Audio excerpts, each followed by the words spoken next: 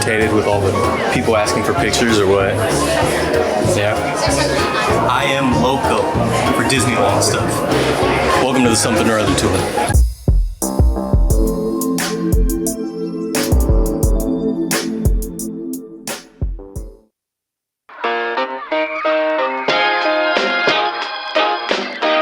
Welcome to the Something or Other tour. We're in Burbank, California at the Burbank Town Center at Joel Magee's Disneyland Collection public exhibit.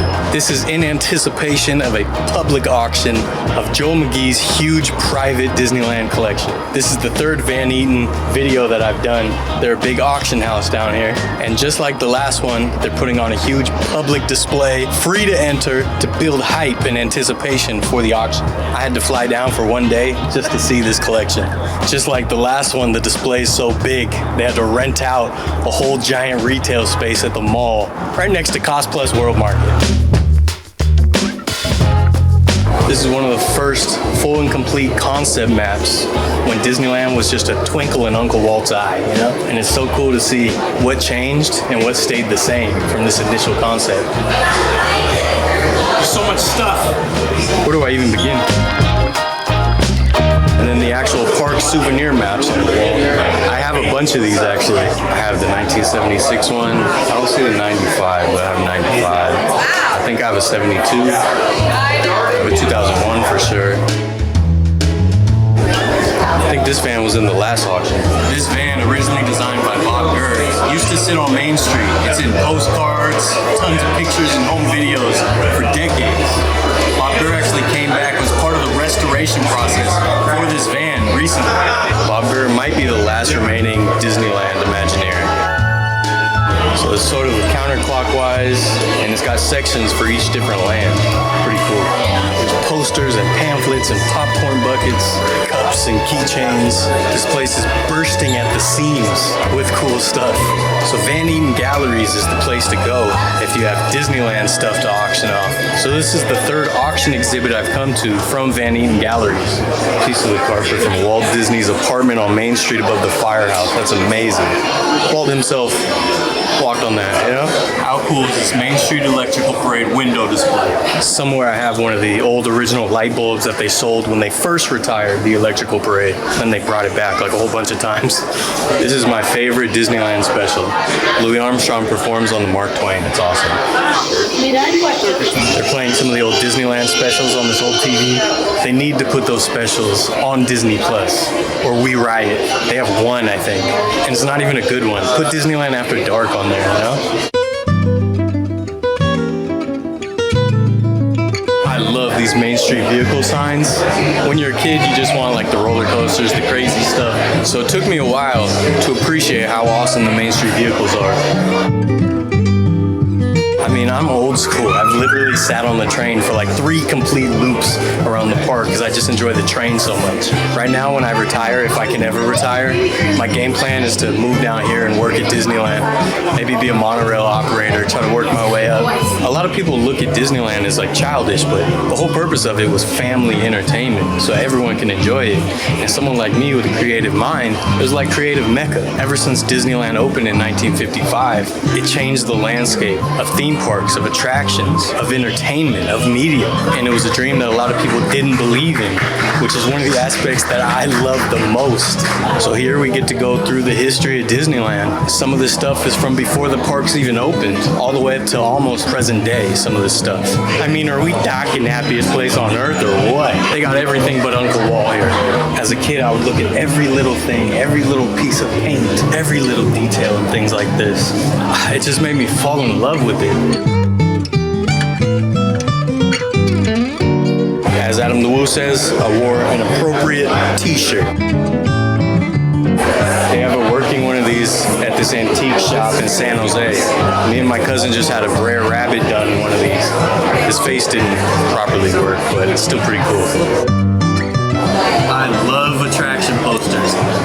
I have a nice little collection of them at home.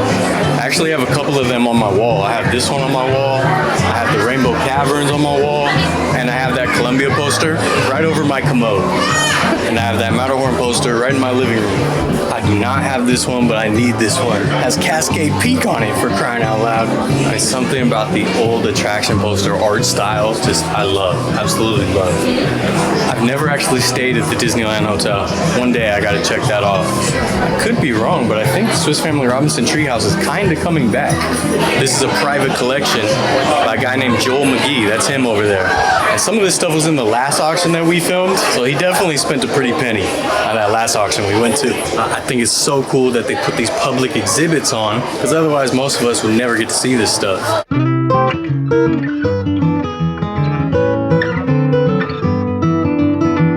Elephant skin.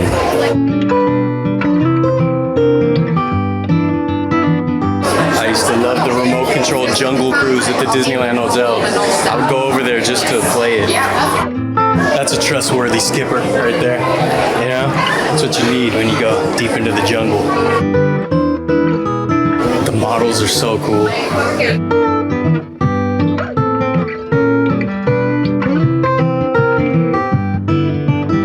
Welcome to Walt Disney's Enchanted Tiki Room.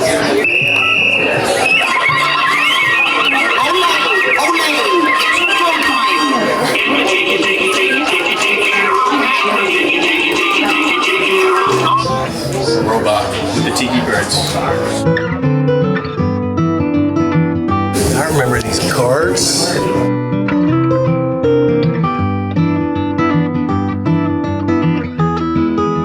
One of my favorite things is always the concept art. I love it. The Mark Twain Lifesaver would be pretty high on my list of things I'd want. Or the old Bertha May keelboat sign. They have a cut from the old Plantation House restaurant in Frontierland, way before my time. Something I wish I could go back and see. It's harmless. Indian Village Tomahawk. So many cool souvenirs. I wish they still sold some of this. Oh, look at the Big Owl. I have a Big Owl somewhere.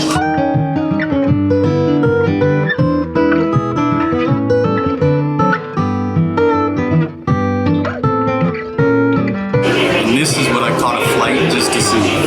Big Thunder Mountain Railroad. Who else is ready for the wildest ride in the wilderness? I wonder how many times I rode on I Am Loco. Probably a lot. Probably a handful. I think one trip to Disneyland we went on Thunder Mountain like 14 times. I Am Loco is definitely one of my favorites. I also like UV Bold. Literally, when I decided if I was gonna fly down here for this or not, this is what put me over the edge. That's so cool. Big Thunder Railroad props, TNT plunger, some dynamite, a bat. That's so cool. Some of the best times of my life were spent in some of these. I might have sat in this one. Who knows? I'm the guy that always has to ride in the back. It's definitely the best. Big Thunder Mountain was definitely my favorite ride for a long time. Friggin' kazoo? Are you kidding me? They used to have way cooler souvenirs back then. Golden Horseshoe boot.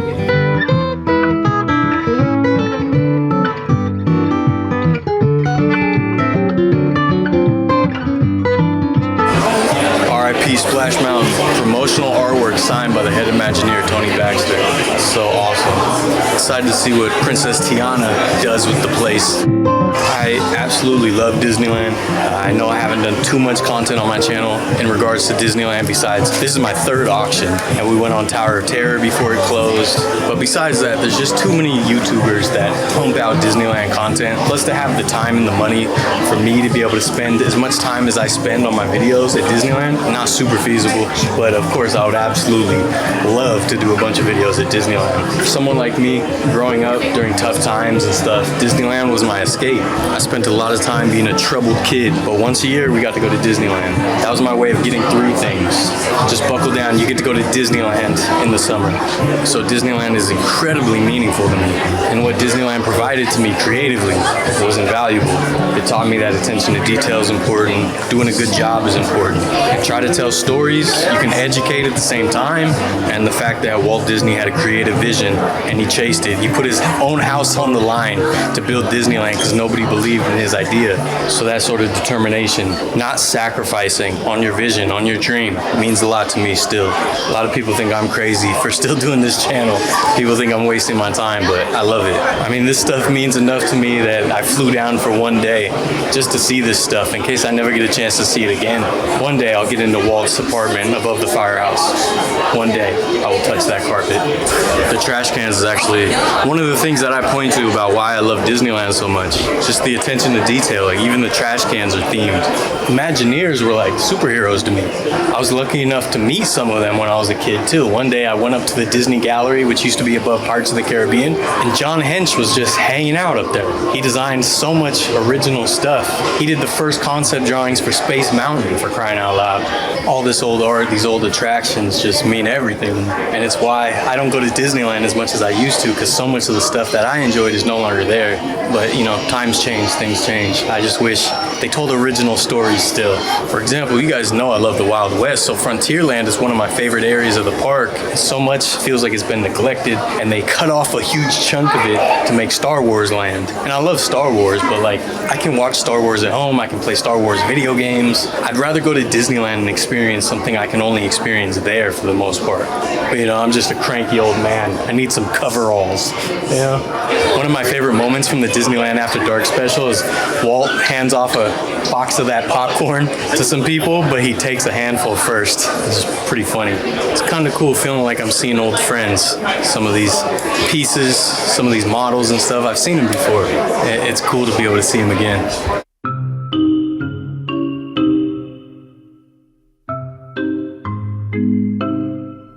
I have some mini stretching portraits on my wall at home too.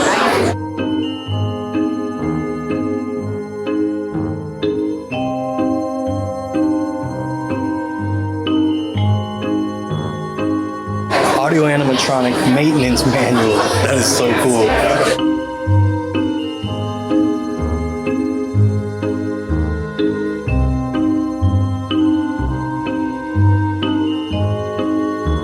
Do not pull down on the safety bar, please. I will lower it for you. I mean, are we docking doom buggies here? As a kid, I used to always like to peek at the control panels. These original figures, using a really cool ghost effect, would appear at the end of the ride sitting with you in your doom buggy. Oh, that had my imagination running wild as a kid. These figures from Disney World have since been replaced. There's a more modern effect that they use now.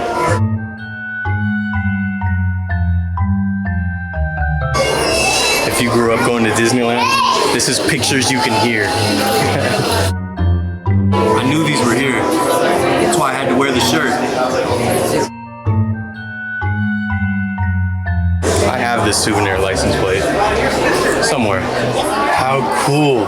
Part of the window shade and a tassel from the facade of the Haunted Mansion. Now how many times I would look into those windows and as a kid trying to figure out, oh, is there ghosts in there? Is there something in there? Spoiler alert, there's nothing really in there. It's just a facade, but still, to my hyperactive child mind, there was a lot going on in there. Pirates of the Caribbean prop belt, and I actually have that poster, a smaller version of it. Club 33 phone intercom. I got lucky and got to go to Club 33 one time. If you're unfamiliar, Club 33 is like a kind of a private restaurant in Disneyland. One of these days I should put some of my old footage. I actually had a camcorder. This is the old Club 33 back in 2001. For those that know, more images you can hear. Head from the Phantasmic show. Besides Peter Pan and Captain Hook fighting on the Columbia sailing ship, that was my favorite part of Phantasmic. These are all core memories for me, you know? There's people young and old all enjoying this Disneyland history. It's pretty cool. Some of the funnest times of my life have been spent at Disneyland with some of my favorite people. And it helped me through a lot of trauma, a lot of problems I had when I was younger. So it always means so much to me. I mean, what a privilege that was to be able to go to Disneyland. And Walt Disney remains one of my biggest idols. If only I could be Walt Disney in another life and just design rides and attractions. I have so many cool ideas if any billionaires out there want to fund me. And I mean legitimately fleshed out ideas. I am your host, your ghost host. Listen to me.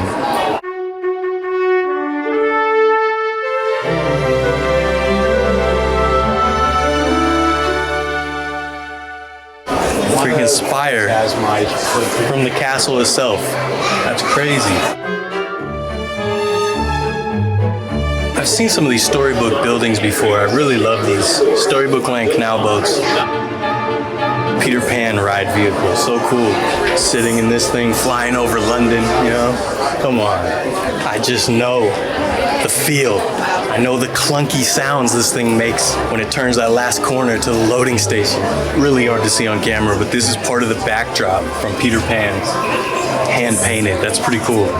And I love the old chimney from the rooftops at the beginning when you first take off out of Wendy's window. Oh my goodness, a sign from Captain Hook's galley. If I could go back in time and see any attractions, this would be like in my top 3. Although I can't go to Disneyland Paris, they still have one. I have an awesome picture of my grandmother and my aunt right outside that shit.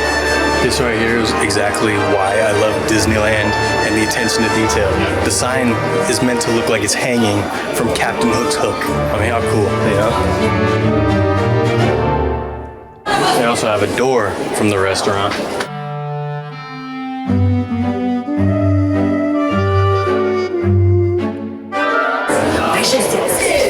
Me and Dumbo just hanging out. Huh? I think this Dumbo ride vehicle was in the last auction. Up until they recently changed it, Snow White was legitimately scary. In fact, it was called Snow White's Scary Adventure.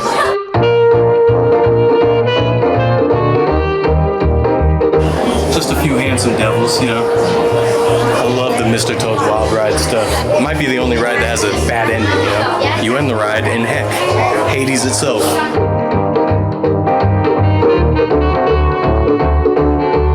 Wonder how many people miss all the cool stuff hanging up. Walk right underneath it. I mean, are we back in Matterhorn here?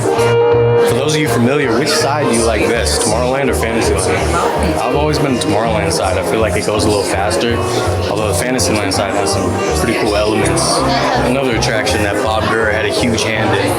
Missed the Skyway going through the Matterhorn. When you'd be in one of the buckets going through the Matterhorn, as a kid, I would always look down into the caverns and you'd hear the abominable snowman growling and stuff, and it just made my imagination run wild.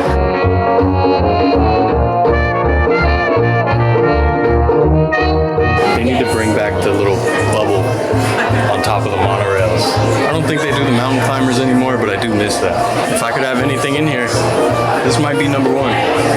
This might take the cake. I could look at this for days. I have to force myself to walk away. Honest to goodness, Matterhorn. Here's one of the actual Skyway buckets. These things would go through the Matterhorn, and I'd be peeking out, looking down, wondering what mysteries are in the mountain there. I will always remember the sound of these doors closing, the feel of those hard plastic seats. But I wouldn't give one more ride. Always a thrill seeing a Skyway bucket. And there's treasures hidden all over the place, so I'm sure people are missing stuff. I'm sure I'm missing stuff. The old Midgetopia. I didn't come up with that name. The Bigatopia, you know, the bigger kids could drive, but some of the smaller toddlers and stuff, they weren't allowed to, so they made a Midgetopia for them. So they weren't actually driving, it was just on a track, but they got the same thrill. And you got 2 wheels, so everybody gets to join in on the fun. It's pretty cool. They have Rolly Crump's model. This was at the Rolly Crump exhibit. We did a video there years ago. It was down in Oceanside. Rolly Crump is a legendary Imagineer, and he helped design Small World and the facade, along with Mary Blair. Small World is one of those rides that a lot of people love to hate, including myself back in the day. But the older I get and the more I learn about amusement park history, theme park history, the more I appreciate it. And also just what the ride represents socially. It had a huge impact back in the 1960s, at a time that there was still segregation, Jim Crow laws, and things like that across the country. Disneyland socially helped push things forward to see all these children from all over the world happy, singing together. To have the most popular family media company open a ride like It's a Small World while the Civil Rights Act was being passed, it was a huge thing.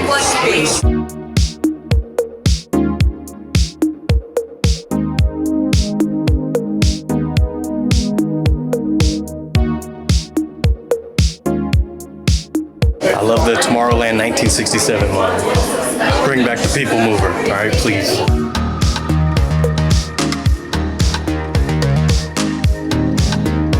I miss the old freight elevator for the rocket jets. The ride was so much better up top.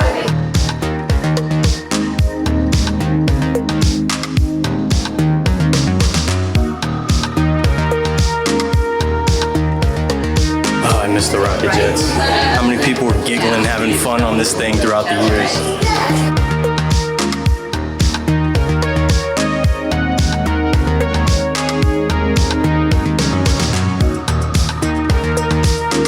Look at the old Phantom boat, production model. Table set from the 1964 World's Fair and the Carousel of Progress. Adventures through Inner Space had a really fun effect where it looked like you got shrunk down through a microscope. And that's one of the models that would be used to fool people in line. You would see people in their little buggies go up into the microscope, and then further on, there was an opening and you'd see the models go by, so it looked like the people went up and got shrunk. And here's a model of it to illustrate. So you'd go in there, and then further up you'd see the models. For imaginative kids, it was really like, oh my God, are those people being shrunk? And when you would be on the ride and you'd go in, you'd see a huge eye looking at you through the microscope. I might have been on this Space Mountain car, absolutely losing my mind. Me and my friend Marcel, back in the day, we used to go on this and just scream the whole time and just act like idiots. Didn't know the Space Mountain car was going to be here, but I'm happy to see it. I love looking inside the ride vehicles because I still remember how they felt. I remember how the seats felt. I remember the sounds. I remember how my shoes felt on the floor. Like, so many memories. I remember these before they had the speakers on top. I remember these glowing in the dark. Pretty cool. Definitely one of my favorite rides ever.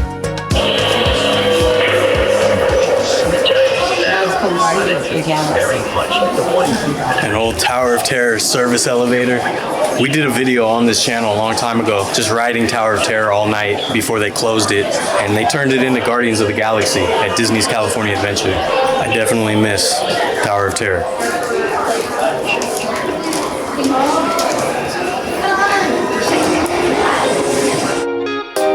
We definitely have some 50th anniversary mouse ears at my mom's house. I got a bunch of these books too.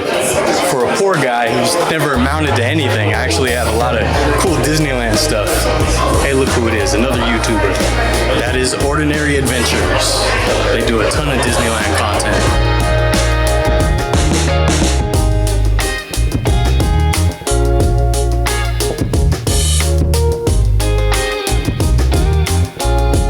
Makes me want to go home and make art, you know? Any kind of art, I don't care.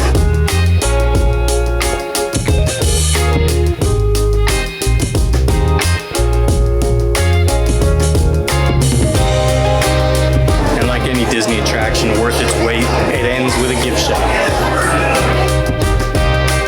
By the time this video is out, the auction will have had happened, but you can't go online and see the prices that some of these things went for.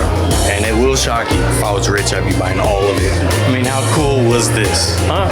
You never know what you're gonna get. Every video, totally different. I have a shirt with this on it too. I was about to wear it, but I didn't know if there was gonna be a lot of Space Mountain stuff here. Since the Space Mountain rocket was here, I could have wore it, but it's alright. Grim Grinning Ghosts are always fun. This is worth the price of admission, which was free, by the way. I appreciate you guys coming along on these journeys with me. I put a lot into this, you know? It means a lot to me. Main Street vehicle signs are definitely the sleepers, you know? Leave a comment if you'd like more Disney or Disneyland content. I would love to do it. I am passionate about this stuff. My walls in my apartment are covered in Disneyland stuff. And that's it for the Disneyland Collection public exhibit. Remember, we do have a Patreon and membership on the channel. There's a lot of bonus content, bonus episodes, behind the scenes. It's all kinds of cool stuff. Like, subscribe, share, do all the cool things that cool kids do. Something or other to Vertlife. Hope you guys enjoyed seeing all this amazing Disneyland history.